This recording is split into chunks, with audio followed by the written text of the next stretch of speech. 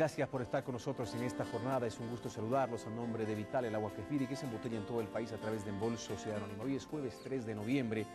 Nos dice Vital que estaremos con lo último que ha acontecido en la reunión del G20, donde Grecia es el protagonista. Imagínense. Hablaremos con doña Gaby Nina, presidente de Cadepia. Estaremos en la apertura con don Alfonso Mejías, economista, directo amigo, porque han acabado los temas políticos y en el ambiente llega a fin de año y comienzan a hablarse de temas económicos. Y fundamentalmente, el tema central el día de hoy, que creo que en el mundo ha tenido una cobertura mediática extraordinaria, a no ser que me equivoque y yo, porque me gusta el tema, lo percibo así, ha sido la reunión del G20 donde Brasil y Argentina están invitados. Querido Alfonso, ¿cómo estás? Buenas noches. A ver, yo quisiera que entendamos que así como el presidente Evo Morales, cuando hubo el tema del gasolinazo, 3 días después, tac, retro, hacia atrás y se tranquilizan las cosas. ¿Qué ha pasado con el presidente de Grecia? Aquí dice, vamos a hacer un referéndum para ver si lo que nos están obligando estos malditos europeos. 2 días después, retro y también hacia atrás. Fue tan duro el sistema económico europeo con Grecia que le dijo, no hay referéndum, compañero, así se hacen las cosas. Usted malgastó, gobierno de Grecia, la plata y ahora no nos va a contagiar a todos. ¿Es tan así? Bueno, sin duda es un tema entre económico y político. Grecia ciertamente es el país más complicado de Europa en este minuto en cuanto a la situación de su deuda pública. Entonces se alcanzó un acuerdo en la madrugada del 27 de octubre, hace pocos días. Este acuerdo tenía algunos aspectos como condonación de parte de la deuda griega, bancos que iban a apoyar, inclusive se habló de apoyo de países asiáticos e inclusive latinoamericanos, pero en contraparte demandaba del gobierno de Grecia ajustes. Y ajustes en el gasto público es sinónimo de problemas sociales. En este sentido, el presidente griego, con el fin de, si quieres, lavarse un poquito las manos, dijo, muy bien, yo voy a someter este plan a referéndum. Y lógicamente, la respuesta más probable del pueblo de Grecia iba a ser no. ¿Eso qué implicaba? Crisis, desastre. Que incumplimiento de pagos de la deuda del gobierno griego, su salida del euro y la cadena de eventos asociados. Entonces, ahí la oposición en Grecia ha llegado a un acuerdo con el presidente. Le ha dicho, si vamos al referéndum es la catástrofe, entonces nosotros apoyamos políticamente este ajuste sin necesidad de ir al referéndum. De todas maneras va a ser un programa de ajuste muy complicado en términos y con un alto costo social y político. ¿Está realmente, perdón la palabra, está realmente jodida Grecia? Sí, sí. Bueno, no solo Grecia. Porque Italia y España están ahí a un paso. Irlanda también, Francia, Alemania es el único país europeo, diría yo, que está en una situación más o menos estable justamente por haber seguido una política conservadora. Y no olvidemos a Estados Unidos, hace poco su deuda soberana ha sido calificada con un grado mayor de riesgo. Todo esto son secuelas de la crisis que se originó en el mercado hipotecario y el mercado financiero, la crisis que se originó. Bueno, es un proceso de largo plazo que data de muchos años atrás. ¿Podrías explicarnos en cristiano, como alguna vez me decía mi mamá, en cristiano, por qué la caída en las bolsas ante el anuncio del presidente de Grecia de que iba a llevar al referéndum las políticas económicas que le estaba imponiendo el Fondo Monetario Internacional, el Banco Mundial y todos los bancos a los que adeuda? Pero esta caída se traduce, o es reflejo más bien, de la incertidumbre, de la expectativa de los inversionistas de que probablemente el pueblo griego iba a decir no al programa de ajustes. Esto implicaba la quiebra, la cesación de pagos del gobierno de Grecia y en el camino iba a arrastrarse bancos, otros gobiernos, Banco Central Europeo, en fin, una crisis financiera muy profunda. Entonces los mercados, anticipando ese fenómeno, empiezan a desinvertir e invierten en títulos de muy bajo riesgo, si es que todavía existe alguno, porque tradicionalmente eran los mismos gobiernos los títulos de más bajo riesgo. Entonces desinvierten, empiezan a deshacerse de sus acciones, de otros bonos, y esto origina una caída en los precios y el desplome de los mercados bursátiles. Muy bien, ¿cómo afecta o cómo va a afectar o cómo ha afectado la crisis europea, lejos de lo que ha pasado ya con la crisis americana? ¿Cómo afecta esto? ¿Cómo ha afectado o afectará a nuestro país y a nuestro continente de manera en particular? Bien, como mencionamos, esta es una secuela, continúa la crisis del 2008. Después de la explosión de la crisis del 2008 en octubre, la reacción de los gobiernos ha sido apoyar mediante política monetaria muy relajada, manteniendo tasas de interés muy bajas e incrementando el gasto público. Y la consecuencia ahora es que además de empresas, personas y hogares altamente endeudados, tenemos gobiernos altamente endeudados. Entonces eso ha hecho que las perspectivas de crecimiento de estos países, Estados Unidos, Europa, se vean reducidas. Dada su importancia en el mundo global, las expectativas de crecimiento de los países asiáticos y latinoamericanos también se ha reducido. ¿Cuál es el efecto para nuestro país en particular? Básicamente podría darse tres efectos. Uno de ellos, de hecho, ya se ha dado, que es la pérdida de valor en nuestras reservas y pérdida de valor en los ahorros del público que aún mantiene sus ahorros en dólares. El dólar se ha depreciado. Entonces ahí hay una pérdida de valor que ya ha afectado el valor de las reservas internacionales del Banco Central de Bolivia, que estaban en dólares, y el poder adquisitivo de los dólares que mantiene el público en esa moneda. Otro efecto que se podría dar es la reducción en la demanda de los principales productos de exportación bolivianos. Eso no es inmediato el efecto porque los países de los cuales nuestras exportaciones son destino aún no están reduciéndose en crecimiento, pero eventualmente podría darse.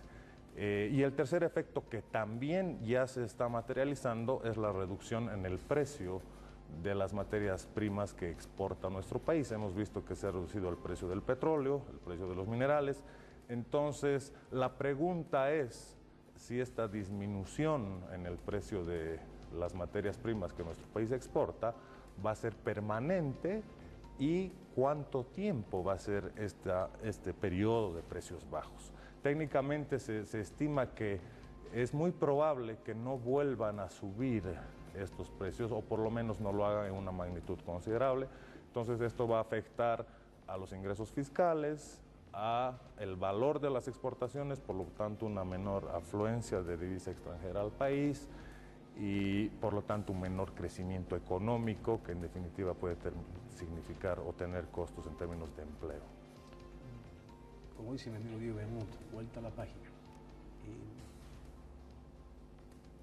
En tema económico, las últimas 48 horas se ha hecho una incidencia muy grande y el propio presidente del Estado Plurinacional, don Evo Morales Ayma, ha manifestado que va a convocar a los movimientos sociales para explicarles la problemática de la subvención a los hidrocarburos y que de manera gradual debería comenzarse un proceso de subida de los precios paulatina, de manera tal de que no tenga un impacto muy fuerte, pero sin embargo tampoco tenga un impacto del 2012 tan fuerte para el erario nacional por la subvención a los hidrocarburos que este 2011 se ha hecho sentir en el flujo y en el rendimiento económico del Estado. Ya los transportistas han negado cualquier posibilidad, las juntas vecinales también en alguna medida, y la población ya ha comenzado a tocar el tema. Yo sé que para un economista los números son fríos, pero este es un análisis económico, político y social. Y creo que no puedes desentrabar las tres anclas en las que se sustenta un gobierno. Pero ¿qué tan difícil es el momento económico para el presidente Morales? Claro, ahí es un dilema bien complicado. Por un lado, Mantener el subsidio al precio de los hidrocarburos ciertamente es un costo alto para el país, porque no olvidemos que nuestro país ahora importa diésel, está importando también gasolina y las vende en el mercado doméstico a un precio mucho menor. Por otro lado, esto incentiva el contrabando y desincentiva las inversiones en el sector petrolero. Entonces, ese es el problema de mantener la subvención. El dilema ahora es cómo hacer el ajuste. Lo que ha sucedido este par de días es el reflejo de cómo funciona la economía, que funciona en base a expectativas. Ante el anuncio de revisar la política, ni siquiera ha dicho hay que nivelar el precio de los combustibles, de los carburantes, ha dicho hay que revisar la política, ya se ha formado una serie de expectativas en torno a que se va a dar el ajuste, probablemente ya veamos precios que empiezan a subir, porque es que así es como funcionan los agentes económicos. Entonces, la forma de manejar este tema, básicamente hay dos. Una política de shock, típica de los gobiernos neoliberales, que fue lo que se intentó hacer en diciembre del 2010 y no se pudo dar, tanto así que el gobierno tuvo que retroceder con el decreto de nivelación de los hidrocarburos, y una política de nivelación gradual. Pero esta política tiene que ser muy sigilosa y muy suave. Por darte un ejemplo, mañana, sin que nadie se entera, vamos a la estación de servicio y la gasolina está 20 centavos más cara. Mucha gente ni se va a dar cuenta. O sea, tiene que ser muy sigilosa, porque los anuncios lo que hacen es aumentar estas expectativas, aumentar la especulación, y los efectos se ven antes aún de que siquiera se produzca la medida efectivamente. Apreciación del boliviano. Nuevamente se ha apreciado en 1 céntimo el boliviano. Esto dicen los exportadores, que cada vez que se aprecia el boliviano, los exportadores tienden a tener un poco más de problemas a la hora de ser competitivos. A la hora de hacer una revisión de lo que acontece en el contexto internacional, donde permanentemente nuestros países vecinos devalúan sus monedas, en Bolivia se aprecia constantemente el boliviano. Esta contrarruta, que al parecer tuviera un sostén político en el gobierno, de mostrar de que hay una moneda boliviana fuerte, no es entendida o no es aceptada del todo por la gente que hace industria de esa exportación. Exacto. Lo que sucede en nuestro país es que, a diferencia de nuestros vecinos, nuestro tipo de cambio está totalmente controlado ahora por el Banco Central. En los países vecinos es un tipo de cambio relativamente flexible, entonces funciona en función a la oferta y la demanda de divisas. Todos los países de América Latina han tenido periodos, igual que nosotros, de boom de sus exportaciones, con el consiguiente incremento en el nivel de divisas para su país. Nosotros también. Y justamente la inflación en nuestro país ha ido creciendo, y en tipo de cambio sirve, la apreciación del boliviano sirve para controlar la inflación. Entonces, ahora el dilema para la política económica de nuestro país es lograr conjuncionar dos aspectos: control de la inflación, para lo cual apreciar el boliviano es una medida útil, pero a su vez debe fomentar la inversión y fomentar las exportaciones. La apreciación cambiaria no favorece ese tema. Entonces ahí también hay un dilema. Y si la gente observa qué es lo que está pasando en nuestro país, qué se está incentivando, qué actividades económicas vemos que se desarrollan: muchas importaciones, muchos servicios, muchos restaurantes, mucho comercio. Ese tipo de actividades favorece un tipo de cambio apreciado, pero esas actividades son no productivas: comercio, servicios. Ahí está el problema. Entonces, quizás debería ser el momento de reconsiderar esa política, porque no va a ser muy sostenible en el largo plazo, en el mediano largo plazo, mantener un tipo de cambio tan apreciado. 54% de lo que consumimos los bolivianos en materia de alimentos provienen hoy en día del exterior, cifra bastante alta comparada con el fenómeno de años anteriores. Bolivia ya no es un país que produce lo que consume, sino necesariamente tiene que importar. Y obviamente los precios a los que importa son altos, por lo tanto también eso estimula la inflación. Hablando de inflación, ¿esta superará los 2 dígitos? Entre septiembre de este año y septiembre del 2010 estamos con una inflación del orden del 9.3%. Lo que resta del año, y más aún con el anuncio de una posible revisión de la política de nivelación, probablemente yo creo que estemos con una inflación entre el 8 y el 10%, es lo más probable. Es una tasa relativamente controlada. El presidente Morales ha manifestado de que habrá un aumento salarial por encima de la tasa de inflación. ¿Cómo puede eso afectar a la empresa privada? Bueno, si los costos laborales incrementan una tasa mayor a la inflación y las condiciones de demanda en el mercado interno no van creciendo, lo que se va a producir es una reducción en los márgenes de rentabilidad de los empresarios, o mayor inflación aún si es que logran trasladar este incremento en costos hacia el precio final al consumidor. Entonces ahí se forma una espiral, subida de costos, subida en precio final y en definitiva todos los precios suben.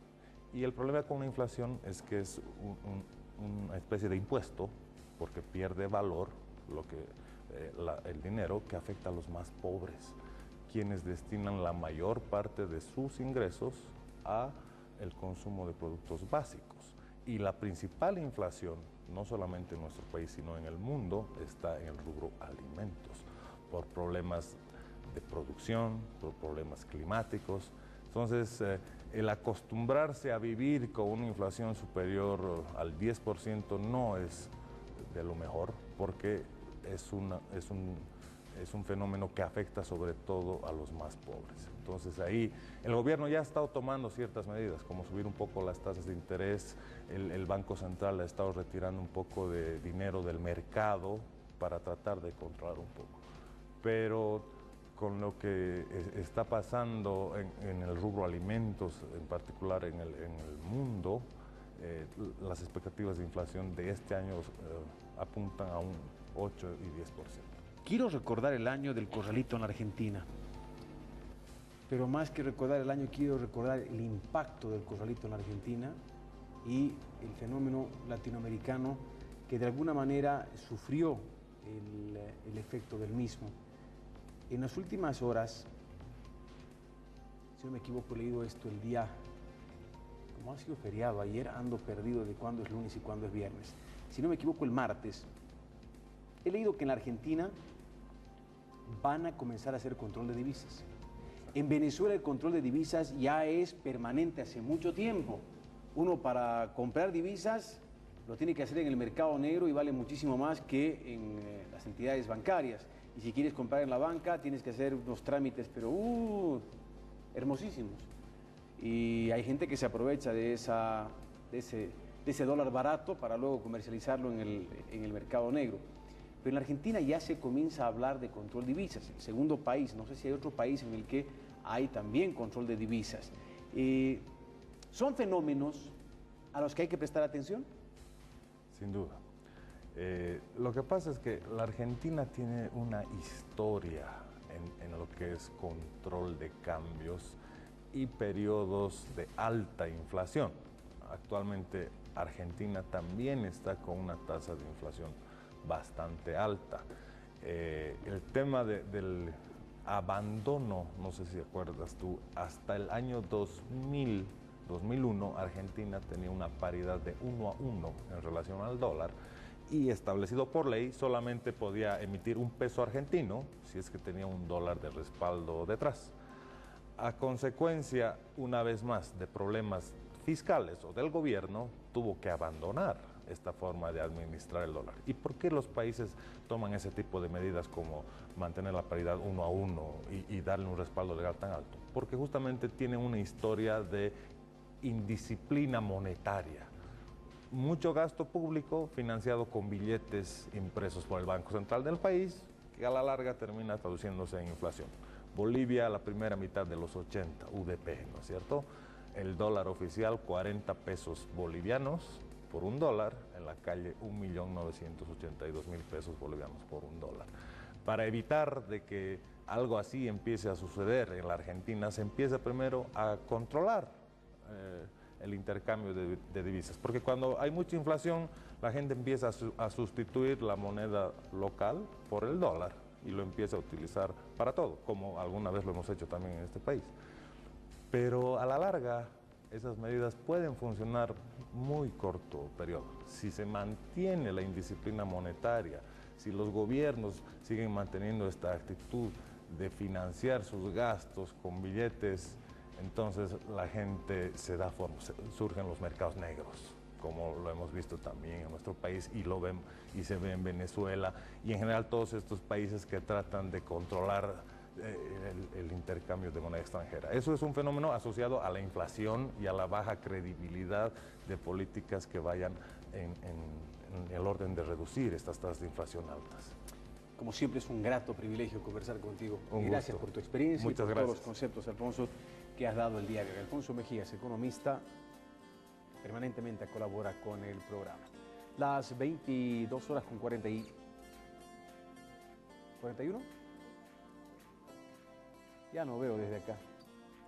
Si me lo ponen aquí tampoco lo vería, creo. 43 minutos. Gracias, querido Abelito. Nos vamos a ir a la pausa, recordándoles que hay una manera de vestir y vestir bien. Y la tiene Maxa. Por supuesto que sí. La línea para gente joven se llama Young Line.